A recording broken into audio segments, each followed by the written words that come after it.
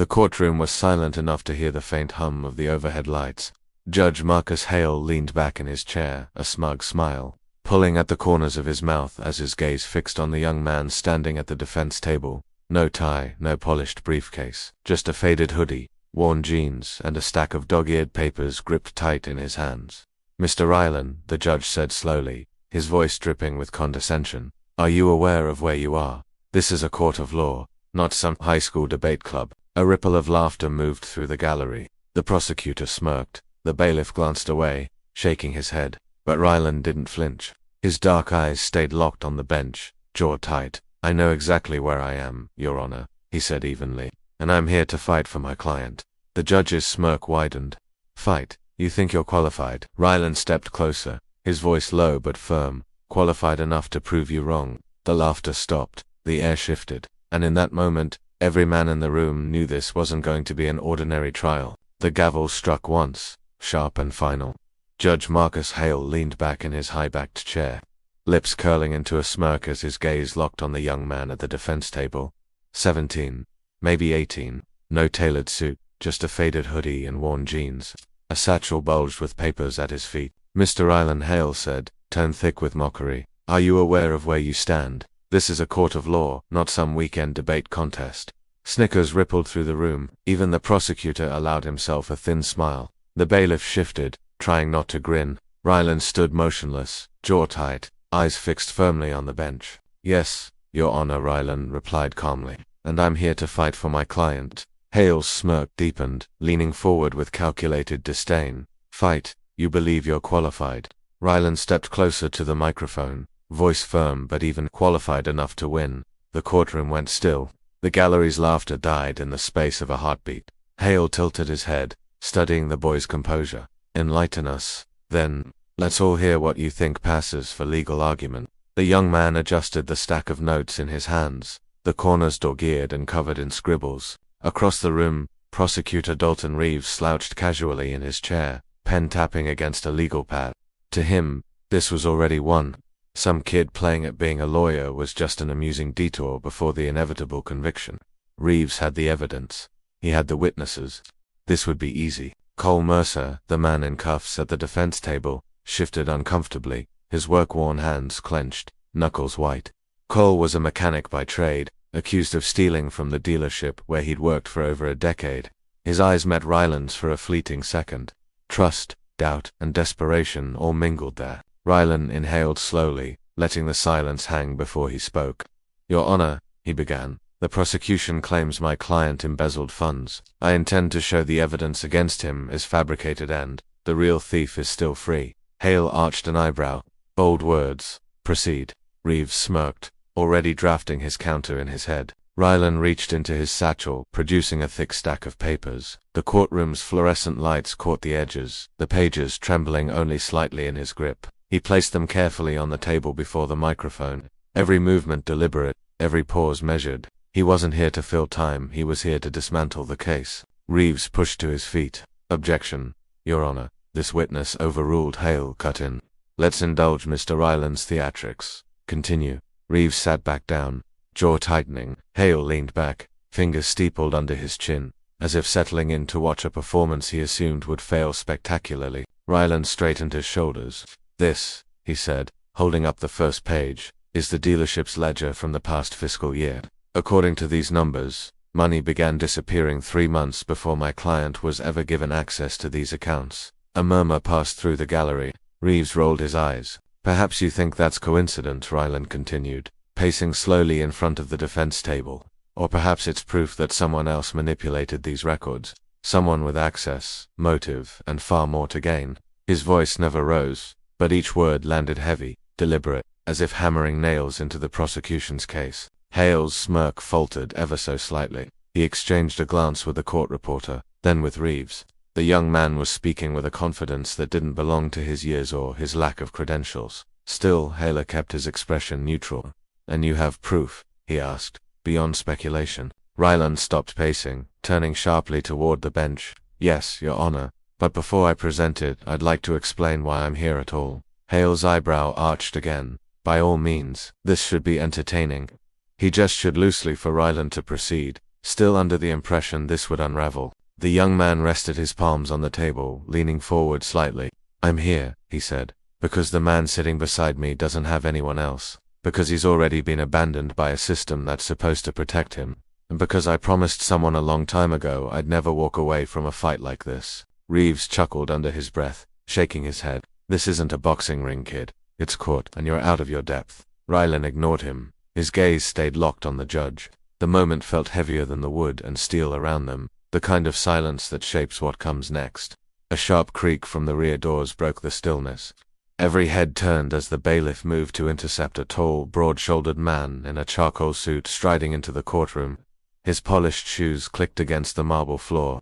The man carried a slim leather briefcase, his expression unreadable. "Your Honor," the newcomer said, his voice deep and resonant, "I believe I can shed light on this matter." Ryland's grip on his papers tightened. His eyes flicked to the man, searching for recognition. The suit and tie were impeccable, but the air of authority wasn't just for shows. This man belonged here. Hale's tone sharpened. "Identify yourself." The man stopped beside the prosecution's table, giving a small nod. "David Cross, representative of the Bar Association." A ripple moved through the gallery. Reeves sat up straighter. Ryland's heartbeat kicked harder. The Bar Association didn't send people to watch trials like this unless something bigger was in play. Cross adjusted his tie, producing a manila folder from his briefcase.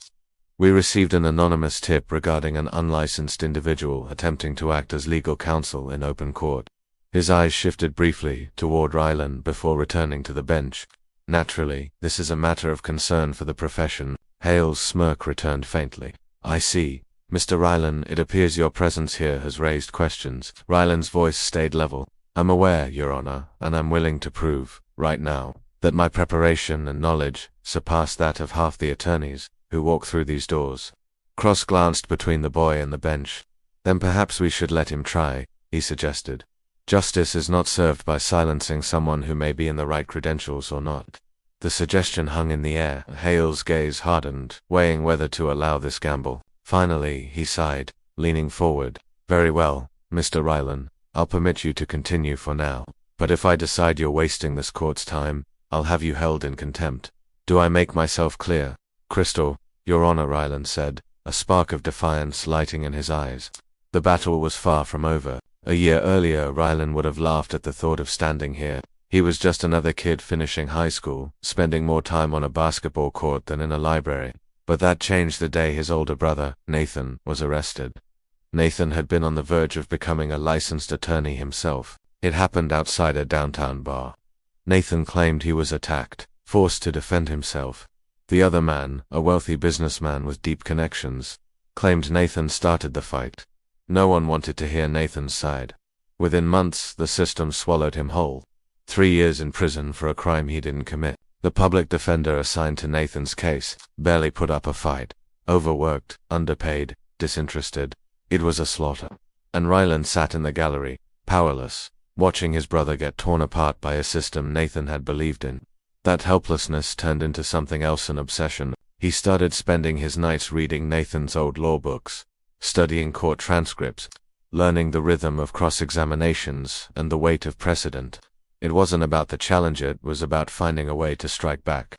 About making sure the next time someone like Nathan stood accused, they wouldn't stand alone. Back in the courtroom, Ryland's voice was steady, but his mind was locked on that night.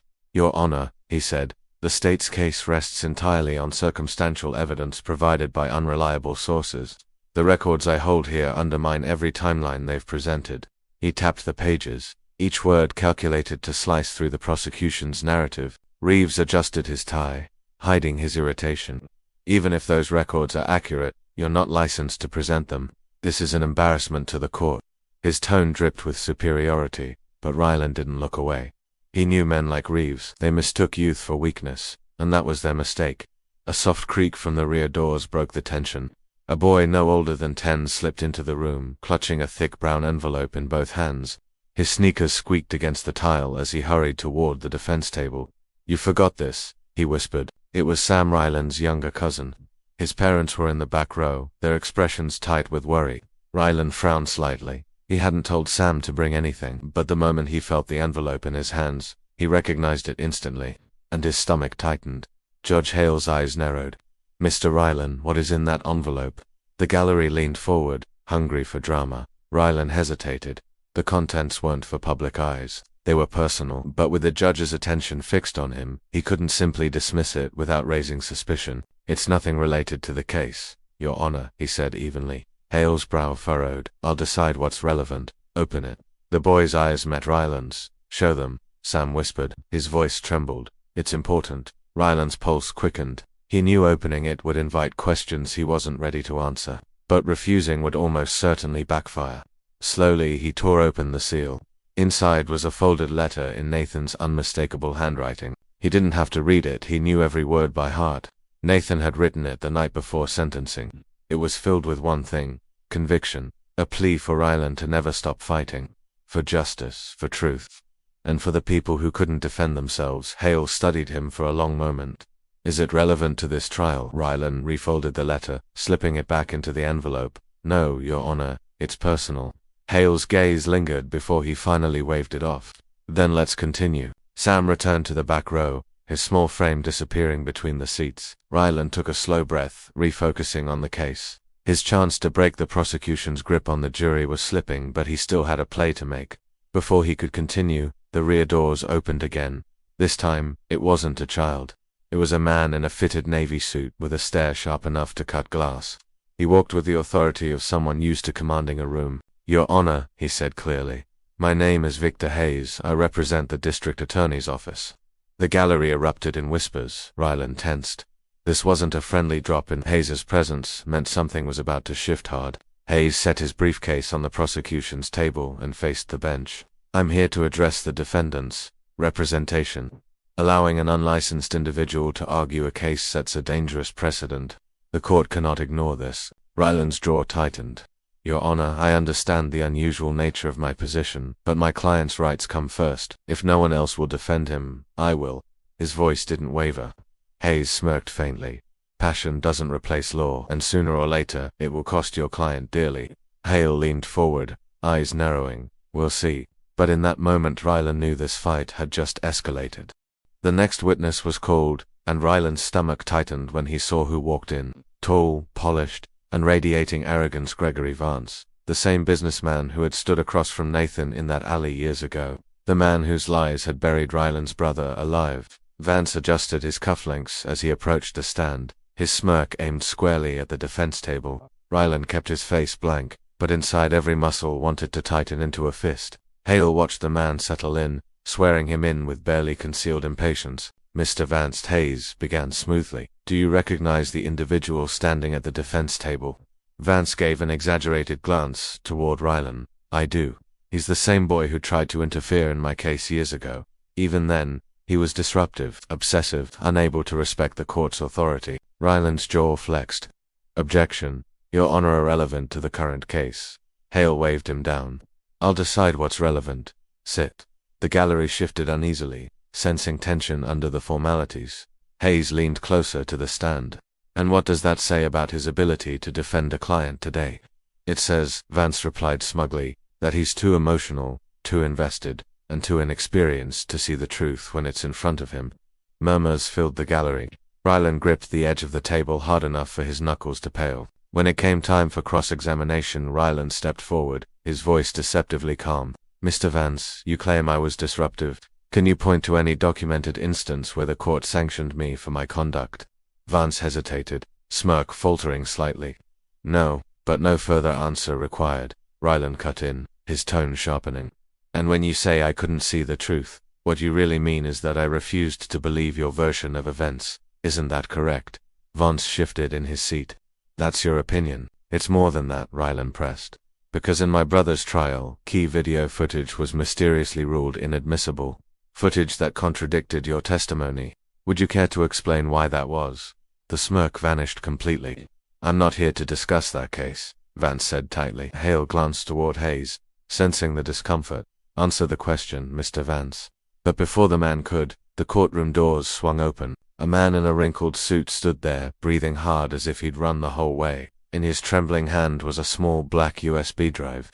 I have evidence, he said, his voice carrying across the silent room. Evidence that proves what he's saying is true. Heads turned. The bailiff moved toward him, but the man held the drive aloft like a lifeline. "My name is Henry Ward," he continued. "I worked for Gregory Vance, and I know exactly what he did." Vance shot to his feet. "Your Honor, this is outrageous. That man is a disgruntled ex-employee with an axe to grind." Hale's gavel came down once. "Sit down, Mr. Vance." Mr. Ward approached the bench. Ward handed the USB to the bailiff, who passed it to Hale. The judge studied it for a moment, then looked at the court's IT technician, verified the contents.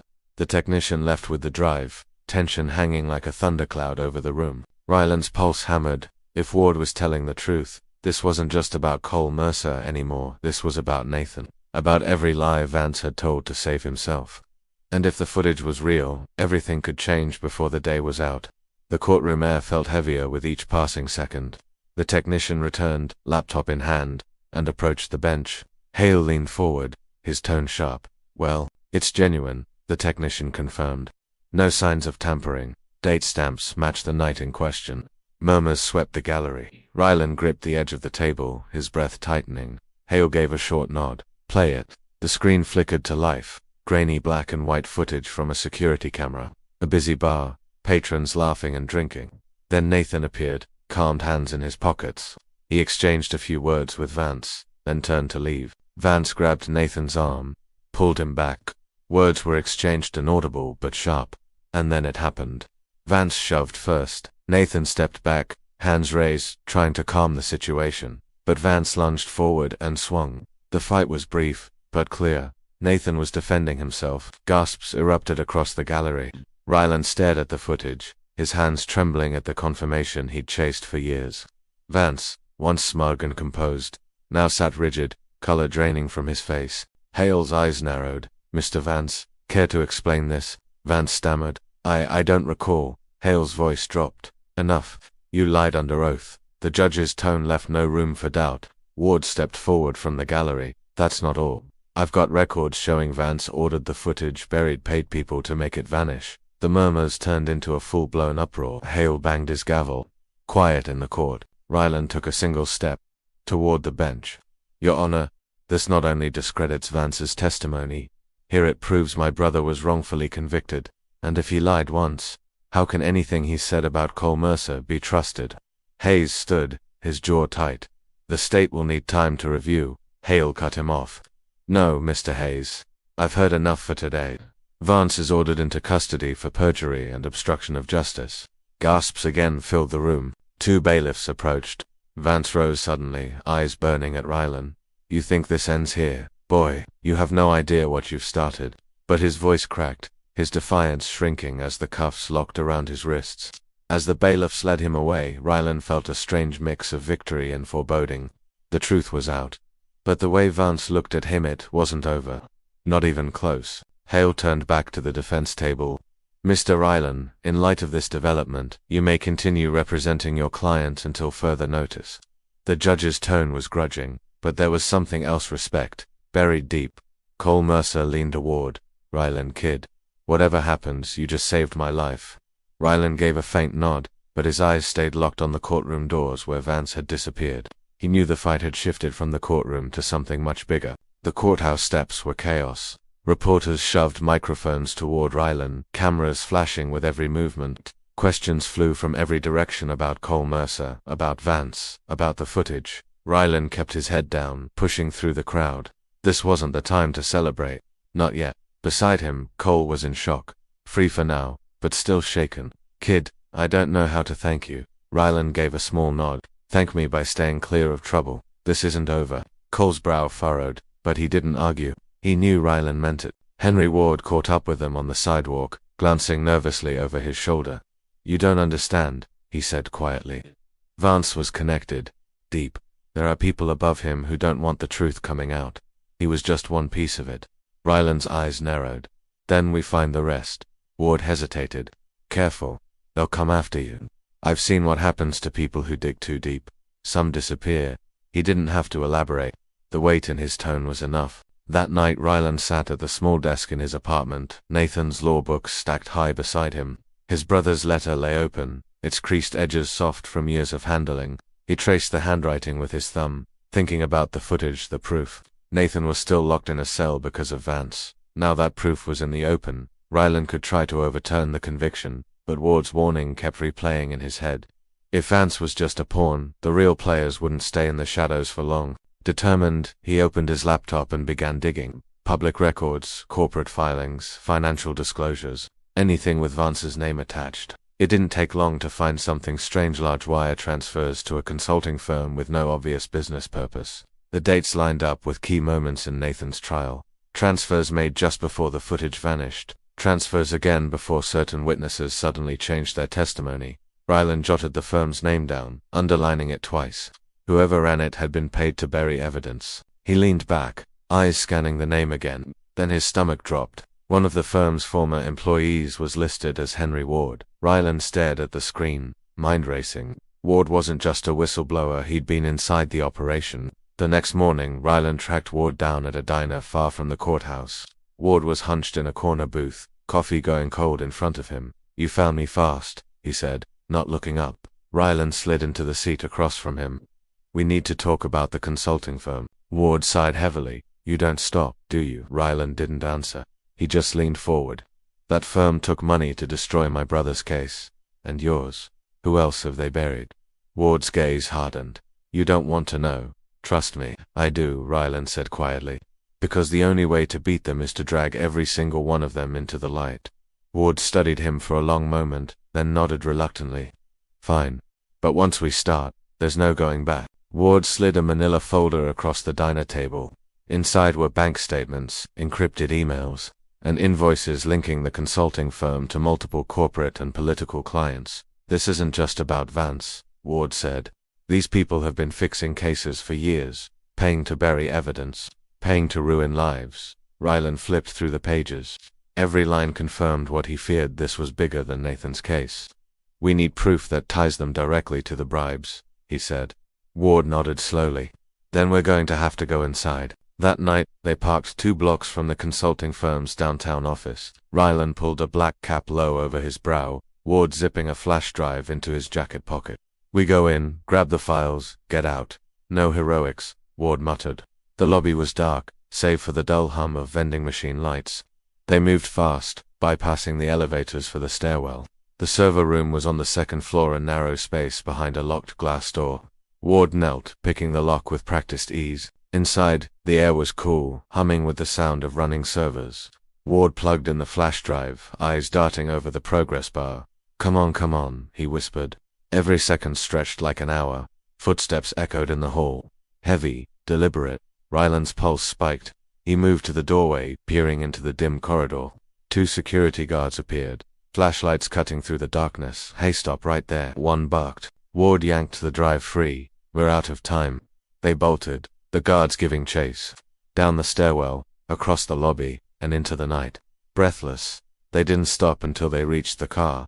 Ward shoved the drive into Ryland's hands. "Don't lose it." Back at Ryland's apartment, they combed through the stolen files. What they found was worse than they'd imagined: detailed payment logs to judges, prosecutors, and private investigators. Names Ryland recognized. Names he'd seen in Nathan's trial transcripts. "This is enough to bury them," Ryland said. Ward's voice was grim. "Or enough to get us buried." But they both knew they couldn't keep it to themselves. They needed someone who could go public without being silenced. 2 days later, Ryland met with an investigative journalist, Carter Briggs, a bulldog reporter with a reputation for taking down the untouchable. Briggs listened, eyes narrowing as he scrolled through the files. "If this is Legitant, it looks like it is. You've just handed me the biggest case of my career." Briggs went to work, and within a week, the story was everywhere. Headlines screamed about a shadow network rigging trials. Politicians scrambled to distance themselves. The Justice Department launched an investigation. Arrests began, and Nathan's case reopened, overturned. The day he walked out of prison, Ryland was there, standing at the bottom of the courthouse steps. Nathan embraced him hard. "You did it," he said. "You really did it." Ryland shook his head. "We did it. You believed in me before I believed in myself." But even in that moment of victory, Ryland's eyes scanned the street. Somewhere out there, the people who'd lost everything because of his fight were regrouping, planning. Nathan noticed. "You're not going to stop, are you?" Ryland smirked faintly. "Not while there's work left to do." As the brothers walked away into the cold evening air, A black sedan idled half a block away, engine running. Inside, a shadowed figure watched them until they disappeared into the crowd. Then the car pulled away, slow and deliberate. The war wasn't over.